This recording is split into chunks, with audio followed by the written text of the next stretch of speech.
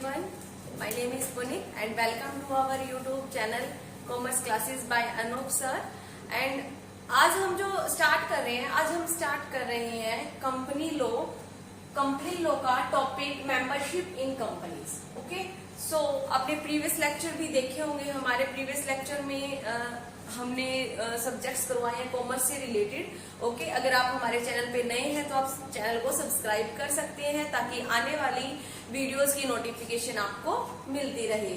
So let's start. Membership in company. की company में अगर हमें मेंबरशिप रिसीव करनी है या कि कंपनी का मेंबर हमें बनना है तो हम कैसे बन सकते हैं और मेंबर हम किसको बोलेंगे. क्या एक शेयर होल्डर मेंबर हो सकता है या एक मेंबर शेयर होल्डर हो सकता है या एक जो पर्टिकुलर मेंबर जो हम वर्ड यूज कर रहे हैं वो जो मेंबर है वो कौन सा पर्सन हो सकता है उसके बारे में हम डिस्कशन करेंगे. तो सबसे पहले मैं आपको बता देती हूँ कि जो member denote a person who acquire share in a company. जिसके पास क्या हो, शेयर हो कंपनी के, जिसके पास शेयर कैपिटल होती है. एंड जिस कंपनी के पास शेयर कैपिटल नहीं होती तो वो मेंबर माना जाएगा जिसके पास वोटिंग राइट होता है. ओके, लाइक मान लीजिए मेंबर कब हो सकता है. मेंबर एक कंपनी के पास शेयर कैपिटल है एंड दूसरी कंपनी के पास share capital not have share capital. Share capital. तो अगर जिस कंपनी के पास शेयर कैपिटल है उस कंपनी के अगर शेयर ए पर्सन के पास है तो वो क्या है, मेंबर.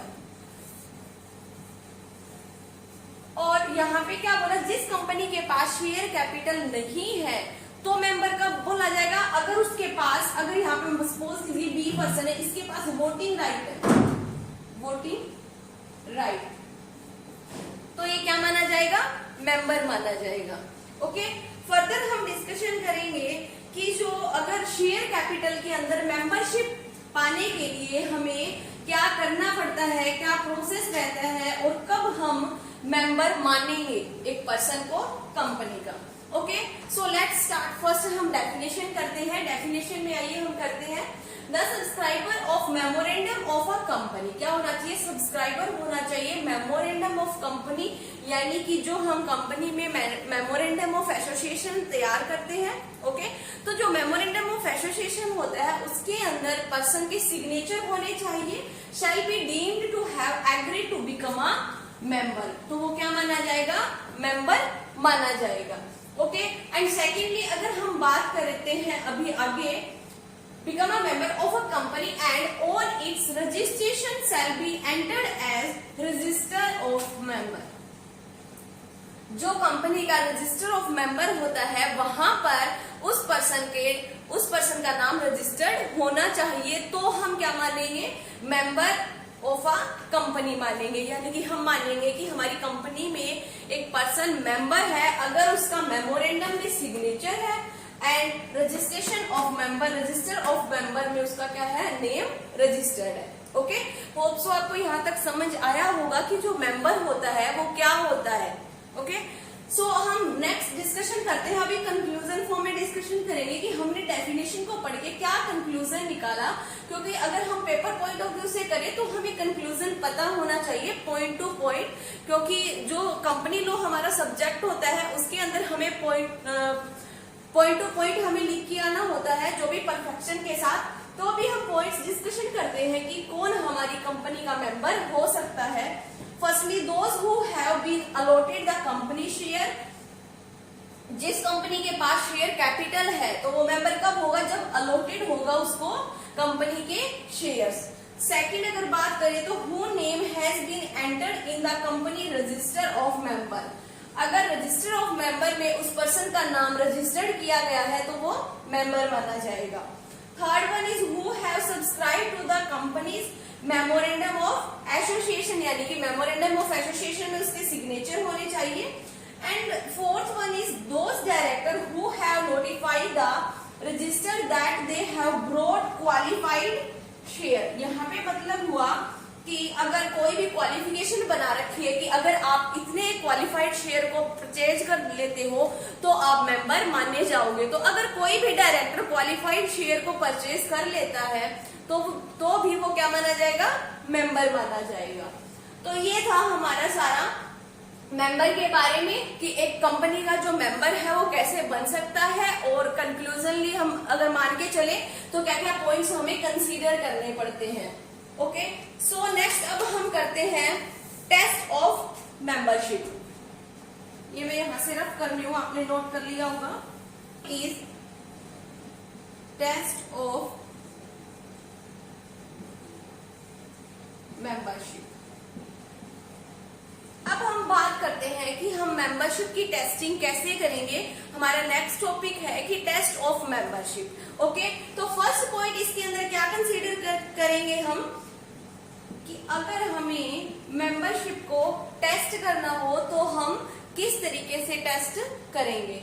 ओके, तो मैंने आपको पहले बताया कि जैसे कि सबसे पहले क्या रिक्वायरमेंट होती है, मेमोरेंडम में सिग्नेचर रिक्वायरमेंट होते हैं। तो फर्स्टली तो आपको यही नीड को फुलफिल करना है कि आपके क्या होने चाहिए, सिग्नेचर होने चाहिए, sign in memorandum of association. ये तो आपके कंपलसरी है, बट इसके अलावा क्या होना चाहिए, इसके अलावा आपको एक तो रिटन कंसेंट देनी होती है, रिटन कंसेंट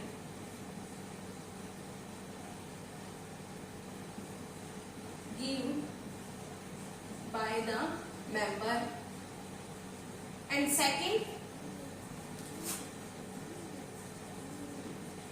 रजिस्टर ऑफ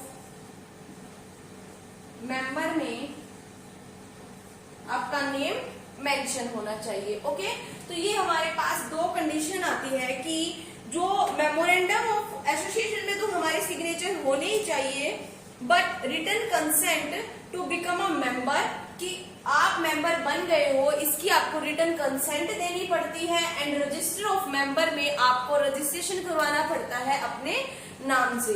तो अगर आप रिटन कंसेंट नहीं देते बट आप रजिस्टर ऑफ मेंबर में नेम को मेंशन करवा देते हो तो भी आप मेंबर कंसीडर नहीं किए जाते। और अगर आप रिटन कंसेंट तो दे देते हो बट आप रजिस्टर ऑफ मेंबर में नेम को मेंशन नहीं करवाते, then you will not consider as member. तो आप मेंबर कंसीडर नहीं किए जाते। ओके, सो ये था हमारा बेसिकली अगर हमें मेंबरशिप को चेक करना हो तो हम कैसे चेक करेंगे। Okay, so this is all about the test of membership and what is member क्या होता है कंपनी का, कैसे मेंबर जो होता है उसको हम शेयर कैपिटल अगर हमारी कंपनी के पास है तो मेंबर कब बन सकता है, अगर विदाउट शेयर कैपिटल है तो मेंबर कैसे बन सकता है, इन सब का हमने डिस्कशन किया है। ओके, सो अगर आपको कोई प्रॉब्लम हो तो आप कमेंट सेक्शन में हमें बता सकते हैं। And please like, share and subscribe my channel. Thank you everyone.